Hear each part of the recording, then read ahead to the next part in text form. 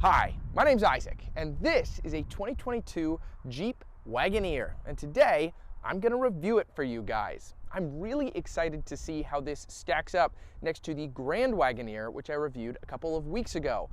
So, without further ado, let's see which one's better. Well, obviously the Grand Wagoneer is better. It has more premium features. It would be weird if Jeep was like, no, we're going to make the base model the best version of it.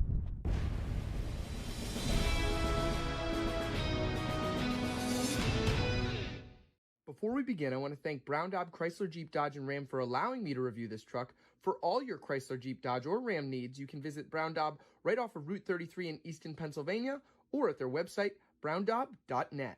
Starting out up front here, this is going to kind of be a speed run, which could be fun or terrible, because my mic is about to die, and I really don't want to use my phone's audio since I'm right next to a highway, and it's really windy outside. So, let's get started. Starting here with the front headlights, you're going to get full LEDs with daytime running lights, and then you'll also have full LED fog lights down here. You'll have parking sensors across the bottom of the front end here, and then this is a sensor for the radar guided cruise control that this comes with. And then moving up here, it says Wagoneer across the top, and if we open this up, this is powered by Jeep's ever-reliable 5.7 liter Hemi V8, always nice to see on these vehicles, and that is paired to an 8-speed automatic transmission. Wow, look at how fast we're going. This is great. On the wheels here, you'll have 285 45R tires wrapped around these really cool two-tone 22-inch wheels. It says Wagoneer in the center cap right there. And then you'll get your Wagoneer badge right there and my shadow with an American flag. And then moving up to the mirror, it is body colored with a turn signal indicator in it. And then there is also heating, blind spot monitoring, and a small blind spot mirror. There's also, I don't know if you can see this here, a little light on there. So kind of like a puddle light when you step out at night. Opening the door here really quick, we'll move to the inside in a minute, but this does have power running boards, which is always a really good feature. Those power running boards also come in handy with the air suspension that this is equipped with. So if you double tap this, it will actually lower the suspension of the Jeep. If you look at the wheel well there, you can see the suspension is lowering to allow easier access inside. That's really cool. You can then raise the suspension from inside. I'll talk about that a little bit more when we move to that interior. Coming around the back here, you have these really nice tail lights. Again, it's gonna say Wagoneer in the back, and you'll have a backup camera right here with a little sprayer, which is really cool. So if there's like mud or anything or dirt on the camera, it'll spray that on there to clean it off. You don't see that too often in the industry. Then you'll have parking sensors down here, a spot for your tow hitch. You can just take that black plastic part off and that will reveal your tow hitch. And then you'll have a Series 3 badge back here. That's this is the highest trim, I believe, perhaps the second highest. And then back on the key fob, in addition to lock, unlock, remote start, and the suspension, which is so cool, you can also pop the rear lift gate back here. So that's really cool. As you can see, there are some mats back here because this is a brand new model that just came in, but there is third row seats. I'll talk about that in a minute. But moving back here, you'll have a 12-volt DC power outlet, and you'll have buttons to drop the third row seats and the second row seats. So if I hit this right here, that's going to drop those to give us much better cargo volume back here on the interior and a flatter load floor. The cool thing is, if I move these back a little bit, you can actually hit this button and raise the third row seats. The second row seats do not raise back up, but the third row ones do. And then you can hit the button again, consequently, to lower the third row seats, which is very nice. And then if we step back out here, you can hit the key fob one more time to drop that lift gate. Drop that lift gate! All right, after that dated Extreme Makeover Home Edition joke, let's move to the interior.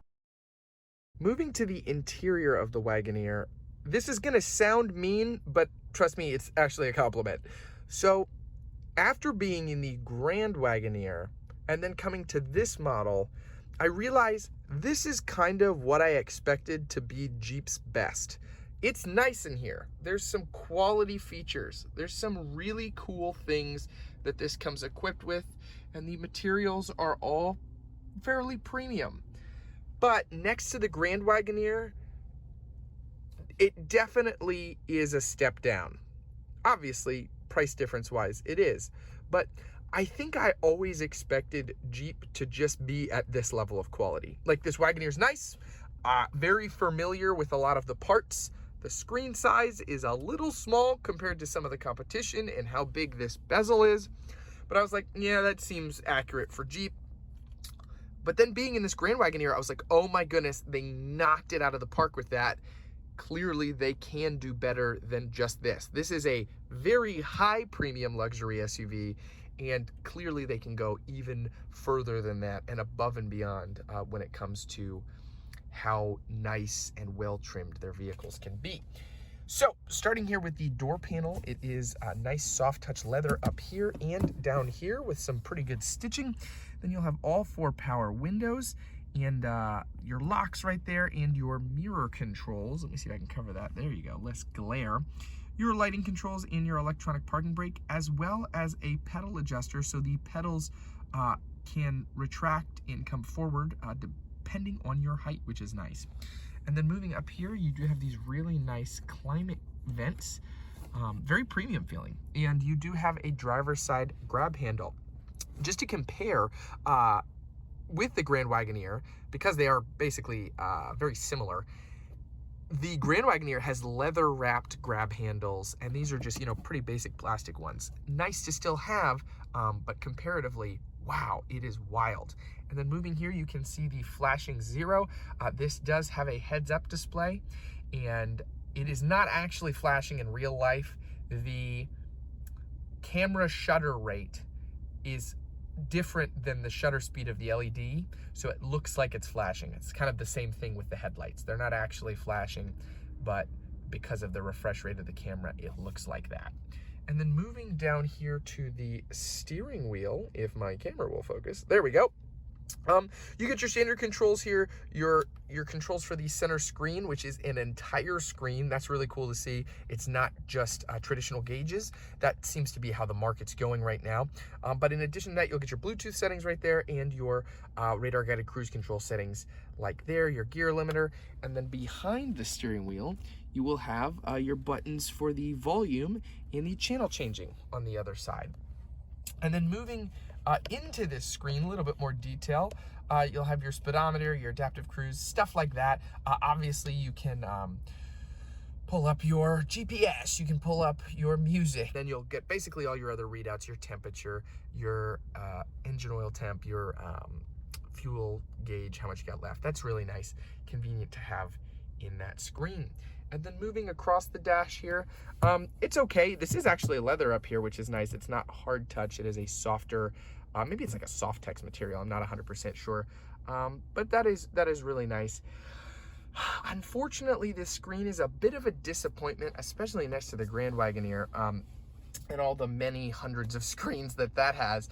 It's kind of tiny for the bezel that it has. You know, I was expecting it to maybe be out here. I believe this is probably like a 9 or a 10-inch screen.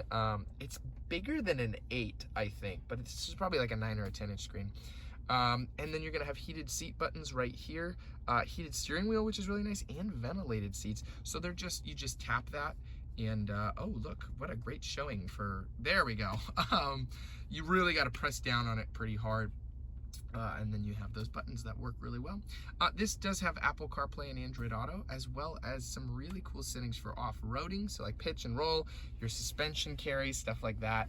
That's always really nice to see if you do decide to take your Wagoneer off-roading. Media controls, obviously this has wireless Apple CarPlay and Android Auto, very spiffy, very quick, and built-in navigation, which is, again, very quick, very nice. It's just so nice to see how far navigation has come in the last few years, because, man, it has been terrible at some points. Moving below that, you'll have your climate control row, dual zone climate control, of course, which is really cool. And then down here, no screen like the Grand Wagoneer has, just a little cubby with my cords for all my charging stuff in there, and a 12-volt outlet, USB and USB-C, of course, and an auxiliary. Don't see that too often anymore.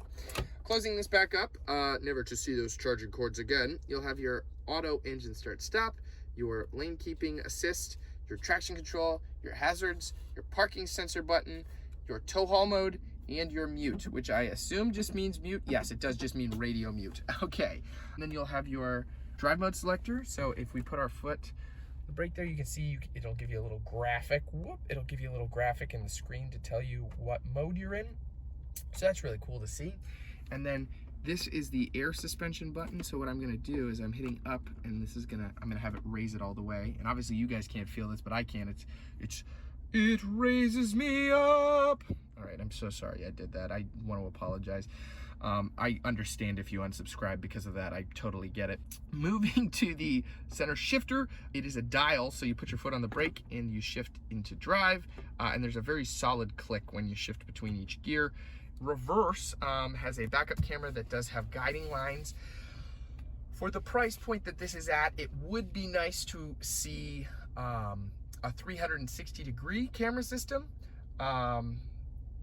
This does have parking sensors though, in addition to the lines and the traditional backup camera, and you can zoom in on this, which is also helpful when backing up to something very close. Down here, you'll have your 4-low settings and your hill descent control button. That's really cool to see. And then you'll have some, there's my plug for my wireless mic. There's where you went. You'll have cup holders. And closing that back up, it's really, really nicely textured in here. This all feels very sturdy, just as sturdy as the Grand Wagoneer felt.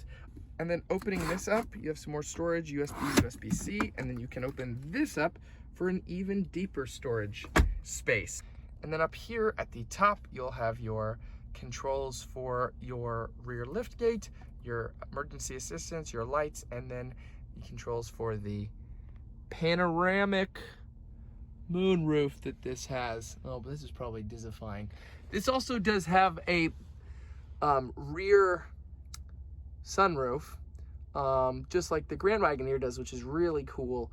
So apart from the moonroof, whoa, that was really bright, you also have an additional sunroof.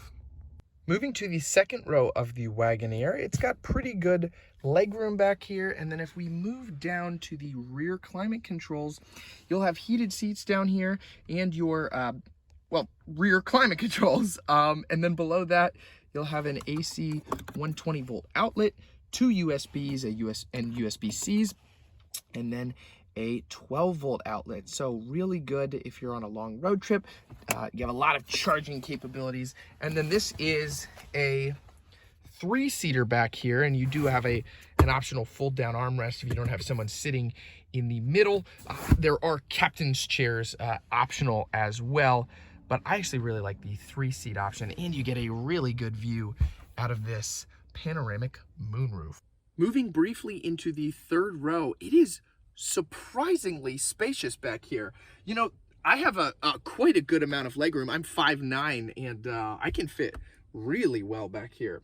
Another amazing thing that this has is reclining seats. So there's a button to recline and bring up the third row seats, which is so cool. That really is something you never see in this class. So it's awesome to see it here. Additionally, back here, you'll get USB and USB-C and cup holders and the aforementioned private sunroof. So that's really awesome to see. Let's take this thing for a spin. Alrighty, driving the 2022 Jeep Wagoneer. I am super excited to be behind the wheel of this because I'm very curious to see how this handles comparatively to the Grand Wagoneer. And I really, really love the Grand Wagoneer. I think it was a fantastic SUV. I think this is a good SUV in comparison. Obviously, this is basically a lower trim of the Grand Wagoneer. This is a different model technically, but basically they're the same thing. This is just a stripped down version of that. And for the price tag on this Wagoneer, it's pretty close to the Grand Wagoneer, that I would generally recommend you just upgrade to the Grand Wagoneer because you get a little bit bigger engine, some more technology. It's a hard sell at this price point. If it was maybe like $10,000, $15,000 cheaper, I'd be like, oh yeah, Wagoneer all the way. But where it stands pricing right now for the 2022 model year, I would just suggest upgrading to the Grand Wagoneer because it's not that much more expensive and you get a lot more for the bang for your buck.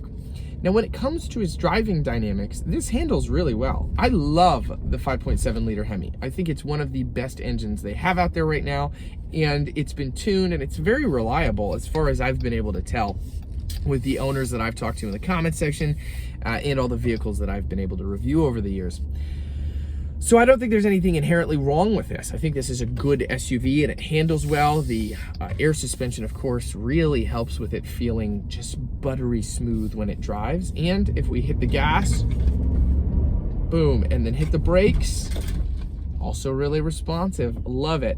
And so I think it's really, really impressive, the handling on this. It's just, I would tend to recommend the Grand Wagoneer over this one.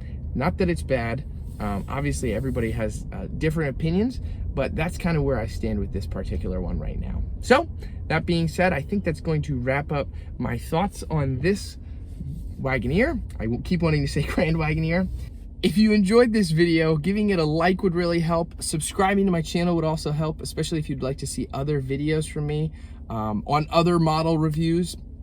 And lastly, I am a Christian, so if you have any prayer requests, you can put those in the comments section below. And I like to do a weekly Bible verse. This week's verse is Ecclesiastes 4:9. 2 are better than 1 because they have good reward for their toil. All right, guys, I'll see you next time. Take care.